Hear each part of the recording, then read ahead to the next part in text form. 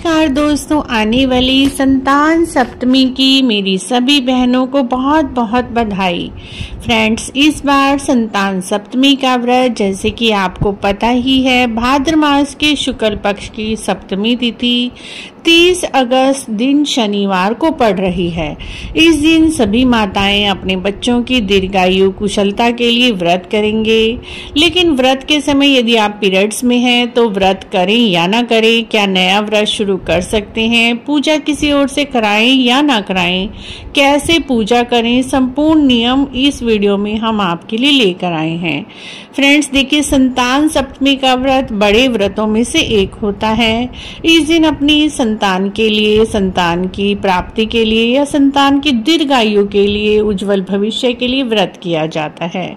यदि ऐसे में इसी वर्ष आपको संतान हुई है और आप पहली बार इस व्रत को करना चाह रही हैं, पीरियड्स में हैं, तो हम यही सुझाव देंगे, आप इस साल से व्रत शुरू ना करें, अगले साल से ही व्रत शुरू करें। क्योंकि कोई भी व्रत यदि आप पहली बार कर रहे हैं और पहली बार में पीरियड्स में हैं, पूजा पाठ नहीं कर पाएंगे तो उस व्रत को नहीं लगता। यदि आप लगातार व्रत करते आ रहे हैं और इस बार पीरियड्स में है तो आपको बीच में व्रत नहीं छोड़ना, क्योंकि संतान सप्तमी का व्रत यदि एक बार शुरू कर लिया जाता है तो बीच में छोड़ा नहीं जाता। आप व्रत इस दिन अवश्य ही करें। यदि आपके घर में आपकी सासू जी हैं, जेठानी, देरानी हैं, तो वो आपके स्थान पर आपके नाम की पूजा कर लेंगी और आपके नाम का प्रसाद वगैरह बनाकर चढ़ा देंगे भोलेनाथ को, माता पार्वती को, और डोरा भी बना लेंगे। और डोरा आप जब पीरियड से निवृत्त हो जाएं तब आप धारण कर लीजिएगा। लेकिन यदि घर में कोई भी नहीं है पूजा पाठ करने वाला और आपको पहले से ही व्रत भी उठाया हुआ है, तो इस बार कैसे पूजा करें, संशय है मन में बना हुआ, तो आप बिल्कुल भी संशय ना रखें, आप व्रत को बिल्कुल भी ना छोड़ें, आप व्रत करें और मासिक पूजा करें, मानसिक पूजा करें। मानस पूजा का भी बहुत अधिक महत्व है।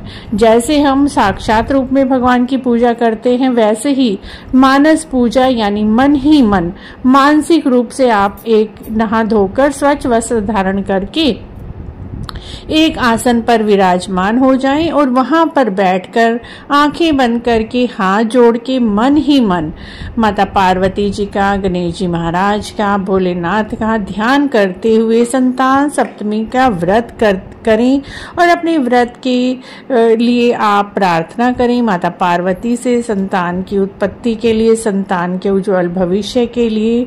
और आप मानसिक पूजा कर सकते हैं। मानसिक पूजा का भी उतना ही फल मिलता है जितनी हम साक्षात रूप में पूजा करते हैं। आप यदि कोई भी पूजा करने वाला नहीं है तो मन ही मन आप पूजा पाठ कर लीजिए, नहा धोकर एक आसन पर बैठकर ध्यान मुद्रा में बैठकर 5-7 मिनट आप ध्यान कर लीजिए।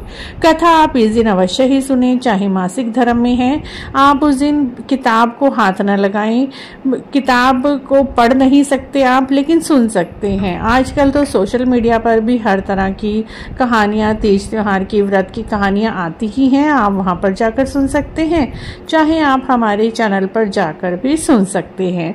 तो मन में बिल्कुल भी संदेह न रखें।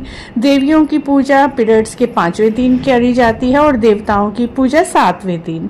आप देख लीजिएगा आपके पीरियड्स का कौन सा दिन है। यदि तीसरा चौथा दिन है तो आपको पूजा बिल्कुल भी नहीं करनी, और यदि आपके पीरियड्स का 5वां दिन है तो आप बालों सहित नहाकर शुक्रवार को या फिर शनिवार को हल्दी, चुटकी भर हल्दी नहाने के पानी में मिलाकर उससे आप बाल धो लीजिए और उसके बाद स्वच्छ साड़ी पहनकर आप पूजा कर सकते हैं। भोलेनाथ को जल आपको अर्पित नहीं करना, वैसे आप जोत वगैरह जला सकते हैं। इस तरह से फ्रेंड्स, संतान सप्तमी की पूजा आप पीरियड्स में भी आसानी से कर सकते हैं। व्रत बिल्कुल भी ना छोड़ें, व्रत जरूर रखें। चाहे तो पूजा किसी और से कराएं, चाहे मानस पूजा कर लीजिए। फ्रेंड्स, आपको जानकारी अच्छी लगी है तो आप हमारे चैनल को जरूर सब्सक्राइब करें, लाइक करें, वीडियो को शेयर भी करें।